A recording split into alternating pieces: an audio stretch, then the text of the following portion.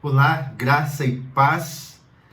Sou o pastor Luciano Pereira da Silva, sou pastor da Igreja Metodista do Brasil, missionário aqui no Panamá, né? Estive por um tempo vivendo no Peru, por 4 anos, e agora estou aqui no Panamá já faz 6 anos, trabalhando como pastor aqui local, e também sou secretário-geral do CIEMAL, que é o Conselho das Igrejas Evangélicas Metodistas do continente latino-americano e caribenho. Para mim é um prazer, uma alegria poder estar com vocês aqui no Hub College, nessa iniciativa de treinamento, de aprendizado, de crescimento para a missão. E o tema que tocou a mim é sobre Atos dos Apóstolos.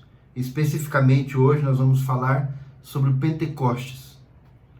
Mas antes disso, né, é importante mostrar para vocês como que Lucas, o autor, né, de Atos dos Apóstolos e também do Evangelho, ele tem a intenção de falar ou de mostrar com clareza a obra do Espírito Santo. Ele tem essa intenção que o próprio Deus colocou no coração dele, de revelar a terceira pessoa da Trindade e a ação do Espírito Santo na igreja, na vida da igreja, na vida dos discípulos.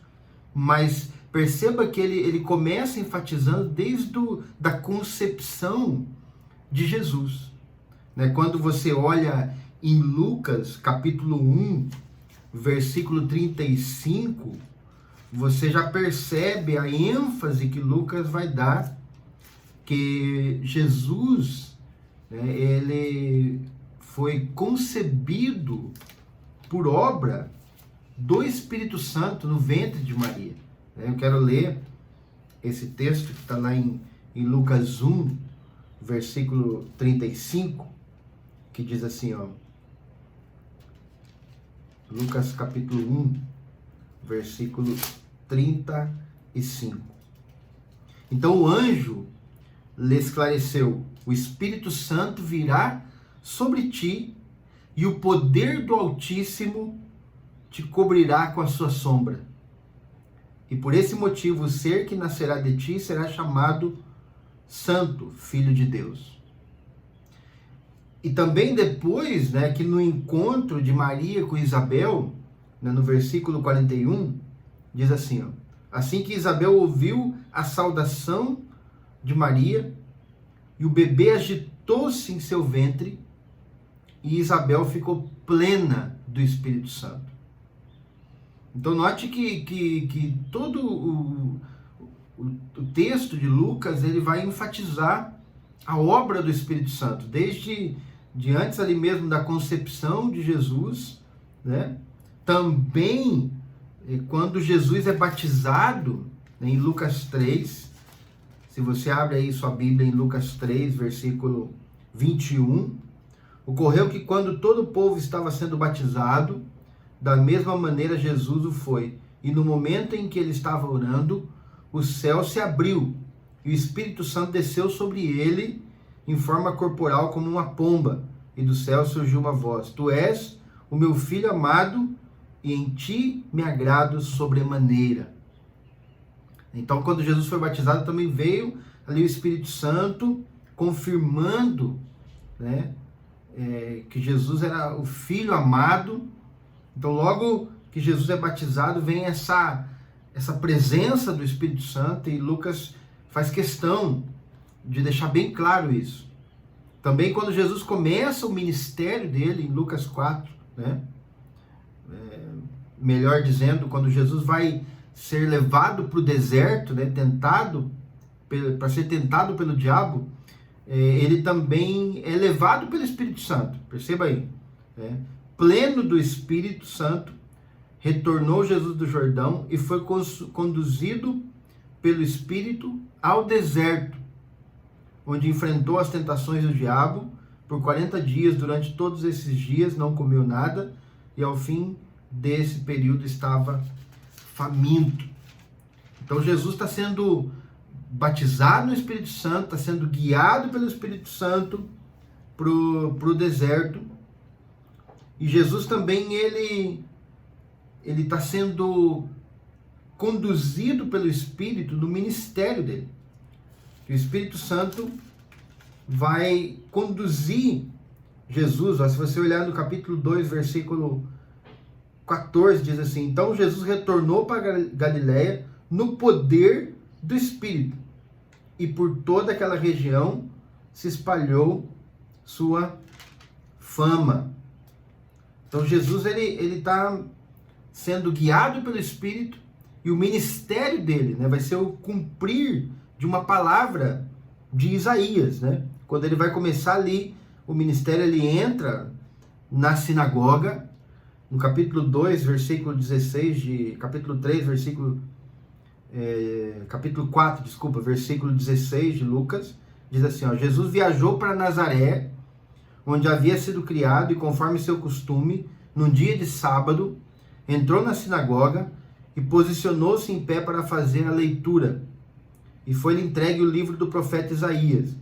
E desenrolando-o, achou o lugar onde estava escrito: o Espírito do Senhor está sobre mim, porque me ungiu para pregar o evangelho aos pobres, me enviou para proclamar libertação aos cativos e a recuperação da vista aos cegos, para restituir a liberdade aos oprimidos e promulgar a época da graça do Senhor. Então o Espírito Santo está sendo destacado pelo evangelista Lucas, e vai ser também através do Espírito Santo que a igreja vai ser inaugurada. Então a igreja vai ser inaugurada pelo poder do Espírito Santo no dia do Pentecostes, assim como Jesus tinha prometido que era para eles ficarem em Jerusalém, até que do alto eles fossem revestidos de poder. Então Jesus ele vem cumprir essa promessa de enviar o Espírito Santo justamente no dia de Pentecostes, quando os 120 discípulos estavam reunidos no cenáculo. Então eles estavam perseverando unânimes no cenáculo. Se você olhar no texto de Atos, capítulo 1, versículo 13, diz assim: assim que chegaram, subiram a um aposento, grande aposento, onde se hospedavam, e estavam presentes Pedro, João, Tiago, André, Felipe, Tomé, Bartolomeu, Mateus, Tiago, filho de Alfeu, Simão Zelote, Judas, filho de Tiago, e todos estes perseveravam unânimes em oração, juntamente com as mulheres, com Maria, mãe de Jesus, e com os irmãos dele. Naqueles dias, sendo o número de pessoas ali reunidas cerca de 120, Pedro se levantou no meio dos irmãos e declarou. Então, essas pessoas, esses discípulos, estavam ali na expectativa da promessa que Jesus havia feito, que eles deveriam buscar, né, o Espírito de Deus, buscar o cumprir daquela promessa que Jesus tinha feito em Atos 1:8, né, vocês vão receber poder ao descer sobre vocês o Espírito Santo, e serão minhas testemunhas, tanto em Jerusalém, Judéia, Samaria e até os confins da terra. Então, esses discípulos estão nesta expectativa.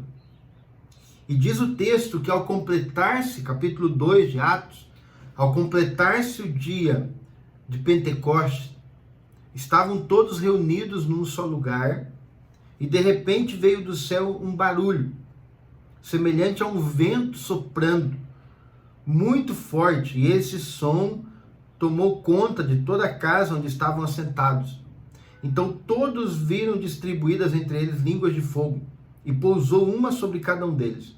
E todas as pessoas ali reunidas ficaram cheias do Espírito Santo, e começaram a falar em outras línguas de acordo com o poder que o Espírito lhes concedia que falasse. Amados, perceba que na festa do Pentecostes, que era uma das 3 festas judaicas que acontecia durante o ano, né? Então acontecia a Páscoa, o Pentecostes, depois de 50 dias do acontecimento da Páscoa, vinha o Pentecostes, e justamente a palavra Pentecostes significa 50 dias, e logo depois vinha a festa dos tabernáculos. Então eram as 3 festas oficiais judaicas. E justamente no dia dessa festa do Pentecostes, Deus cumpre a promessa de mandar ou de derramar o Espírito sobre a igreja. E por que Jesus, por que nos planos de Deus ele resolve cumprir essa promessa justamente no dia do Pentecostes? É certo que a festa do Pentecostes também era conhecida como a festa da colheita, ou a festa das primícias da colheita. Então Deus, ele na sua infinita sabedoria, ele tinha assim um propósito pelo qual ele usa esse tempo específico. Então o Espírito Santo ele vem num tempo específico, um tempo histórico. Então o Espírito Santo ele não vem em qualquer momento, ele vem num tempo específico, histórico, com um propósito. Justamente nessa festa das primícias da colheita, onde os judeus de todo o mundo, né, tinham esse costume de vir a Jerusalém para adorar no templo e para entregar suas primícias e agradecer a Deus pela colheita. Então, essa palavra colheita, né, justamente tem um significado, que o Espírito Santo ele vem nesse dia com o propósito de colher pessoas, de colher almas, de inaugurar esse projeto e de fazer dos discípulos pessoas que também vão ser ceifeiros, que vão colher outras pessoas. De fato, Deus vem dar aqui, através desse cumprir do Pentecostes, ou do derramamento do Espírito, qual é a visão de Deus, qual é a essência da visão de Deus, que é justamente que todas as nações da terra possam saber que Jesus é o Rei, que Jesus é o Senhor. Então o objetivo é que nações, povos, línguas, etnias sejam colhidas pela graça de Deus através do poder do Espírito Santo derramado na igreja. Então esse é o propósito pelo qual o Espírito Santo vem justamente nesse dia simbólico. E não somente isso, se nós paramos para notar aqui no texto, por causa desta festa, haviam judeus de todas as nações da terra, do mundo conhecido da época, que estavam reunidos ali em Jerusalém. Então, perceba que quando o Espírito Santo vem sobre os discípulos, ele vem de repente. Isso significa que o Espírito Santo não pode ser controlado, não pode ser dominado pela igreja. O Espírito Santo ele é livre, ele é poderoso, ele é soberano. Né? De repente veio do céu um barulho, não? Semelhante a um vento soprando muito forte. Em outras traduções vai dizer vento impetuoso. Veio de repente esse vento impetuoso, ou seja, um vento absolutamente incontrolável, livre, poderoso, soberano. Então o Espírito Santo vem para manifestar a soberania de Deus sobre todas as coisas, sobre todas as nações, sobre todos os povos. E diz o texto que ele vem para encher aquelas pessoas que estavam ali, né? Toda a casa ficou cheia, e então todos viram distribuída entre eles línguas de fogo. Então perceba que Deus vem e dá aos discípulos ali reunidos essa capacidade de falar em línguas que eram línguas estrangeiras. línguas ou dialetos. Então aqui, as línguas que foram distribuídas entre eles não eram línguas desconhecidas, não eram línguas estranhas. Eram línguas que para os galileus, que no caso aqui, os discípulos que estavam no cenáculo eram galileus, que tinham um sotaque completamente diferente, que falavam, eram do interior, não é? Mas para eles era uma língua estranha.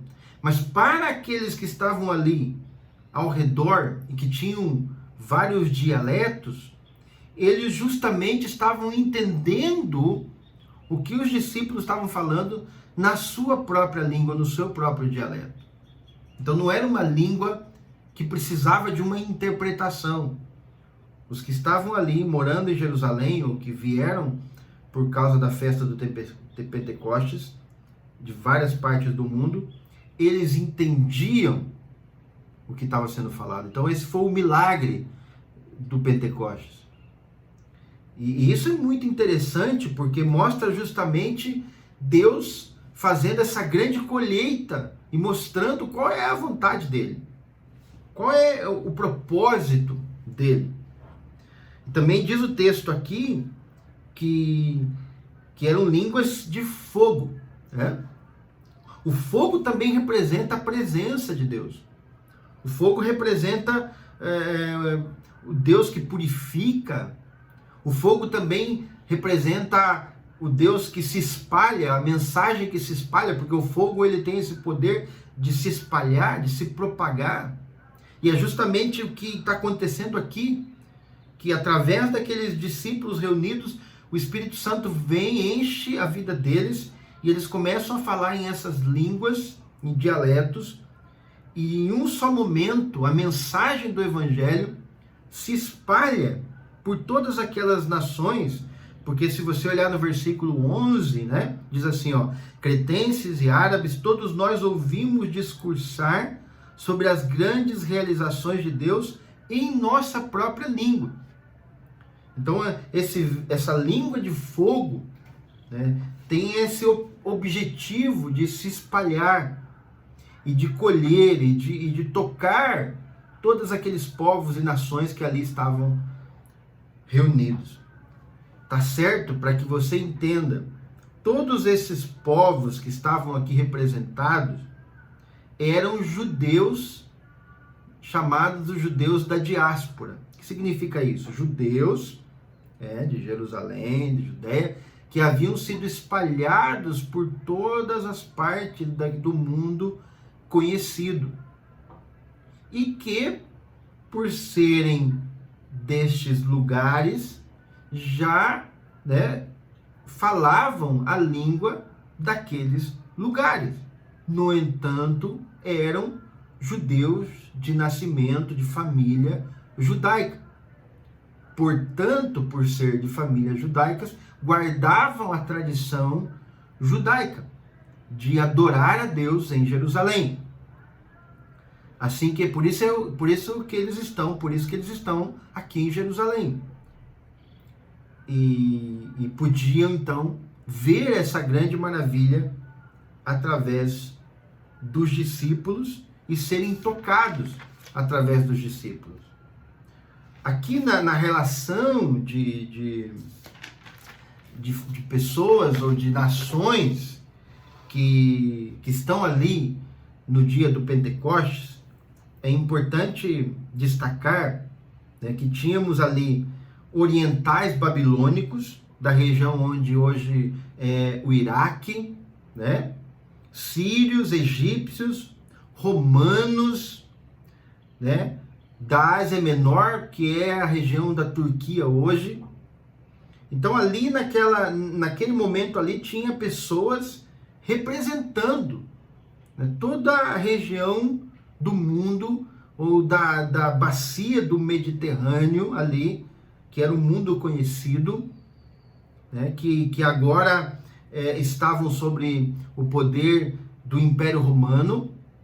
Todas essas pessoas estavam ali em Jerusalém, porque eles eram judeus de nascimento, mas moravam nessas outras nações ao redor, estavam ali para adorar a Deus. Então esses judeus da diáspora, né, receberam diretamente do Espírito Santo, através dos apóstolos, a mensagem do Evangelho. E depois você vai ver que 3.000 se convertem através ali da explicação e da pregação do apóstolo Pedro. E também é muito notório, né, ver que em Atos 2, Deus está revertendo a maldição de Babel. Quando em Babel era uma só língua, então Deus viu que eles estavam empreendendo um projeto de construir aquela torre com orgulho humano e baseado no orgulho humano, e Deus então resolve confundir a língua deles. Então ali acontece uma confusão dos idiomas e eles se espalham.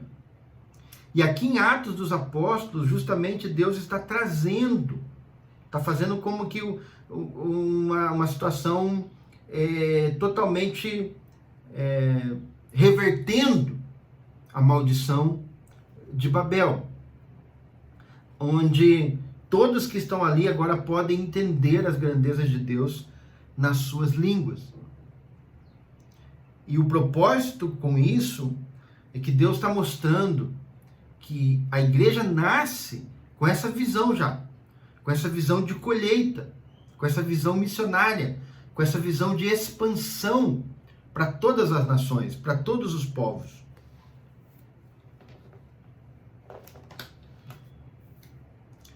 John Stott fala que ali representando todos esses povos que estão ali em Jerusalém, o autor Lucas deixa claro, colocando ali descendentes de Sem, Cã e Jafé, assim como aparece na lista de nações lá em Gênesis 10. Não eram todas as pessoas do mundo que estavam ali, né? Mas eram representantes de vários lugares, de vários pontos do mundo conhecido, e o Espírito Santo veio e inaugurou a igreja através da presença e do poder do Espírito. Agora, algo muito importante aqui para destacar. Até então, até o dia de Pentecostes, o Espírito Santo ele sempre esteve em ação. Desde a criação, você pode ver o Espírito de Deus pairava sobre a face das águas, né? E disse Deus, haja luz, e tudo foi criado por obra também do Espírito Santo. Então o Espírito Santo é a pessoa, uma pessoa da Trindade, né, que está em ação desde a eternidade com o Pai e com o Filho. Então não é que o Espírito Santo não existia antes do Pentecostes, ele sempre foi Deus. Mas agora a diferença também da ação do Espírito Santo no Antigo Testamento e agora em Atos e no Pentecostes é que o Espírito de Deus ele vinha em momentos específicos, como você pode ver na vida de Sansão, como você pode ver na ação de Deus em vários momentos da história do Antigo Testamento, mas ele vinha e se retirava. E vinha ao redor, fazer milagres, maravilhas ao redor do povo. Agora no Pentecostes, assim como Jesus tinha prometido que ia mandar o Consolador, e esse Espírito ia habitar nos discípulos, dentro deles, e de uma vez por todas. Então no Pentecostes o Espírito Santo vem de uma vez por todas para habitar dentro dos discípulos, no coração de cada um de nós que cremos em Jesus. Então o Pentecostes é um fato único. É um fato único e exclusivo. O Espírito veio de uma vez por todas e já inaugurou a igreja. E a ação do Espírito Santo agora é dentro do coração do homem e da mulher. E nós, quando cremos em Jesus e quando aceitamos Jesus hoje, nós podemos participar desse Pentecoste que já aconteceu. Assim como o nascimento de Jesus foi um fato único, exclusivo, assim como a vida de Jesus foi um fato único, exclusivo, assim como a morte de Jesus foi um ato único e exclusivo, assim como a ressurreição de Jesus foi um ato único e exclusivo, assim como a ascensão de Jesus ao céu e sentar à direita de Deus Pai Todo-Poderoso foi um ato exclusivo e único, o derramar do Pentecoste também é um fato único e exclusivo, irrepetível. Ou seja, nós não podemos ter outro igual a esse. Ele já aconteceu. Nós agora desfrutamos deste fato que já aconteceu, que é o derramamento do Espírito. E Jesus ele tinha prometido exatamente, isso lá em João 14, a gente pode ver, que Jesus está declarando claramente, eu rogarei ao Pai e ele vos dará outro advogado, a fim que esteja para sempre convosco. O Espírito da verdade, que o mundo não pode receber. Então, quem pode receber o Espírito Santo? Aqueles que creem em Jesus. Então, o mundo não pode receber porque não o vê nem o conhece. Mas vós o conheceis, porque ele vive convosco e estará dentro de vocês. Então, essa é a diferença aqui do Pentecoste, o Espírito habitando dentro do coração e trazendo toda a mensagem de Deus, de Jesus, as palavras do Evangelho, para dentro do nosso coração, escrevendo a lei de Deus.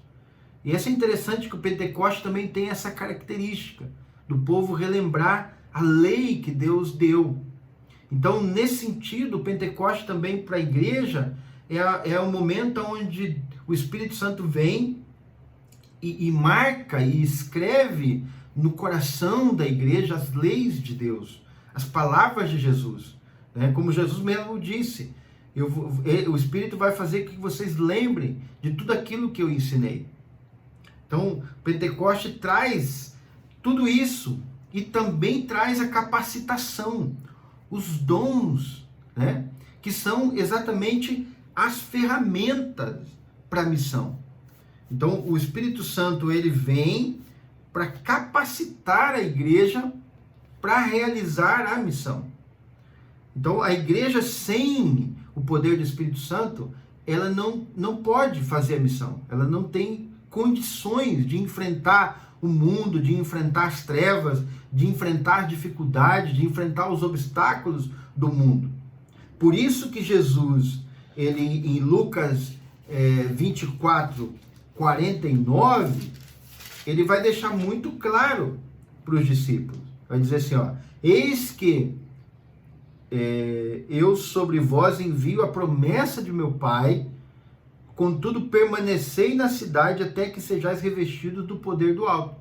Então Jesus está deixando claro, olha, vocês não saiam de Jerusalém até que vocês sejam revestidos do poder do alto. Ou seja, não será possível a missão se espalhar por todos os povos e nações sem esse revestimento. Porque o revestimento justamente é a capacitação.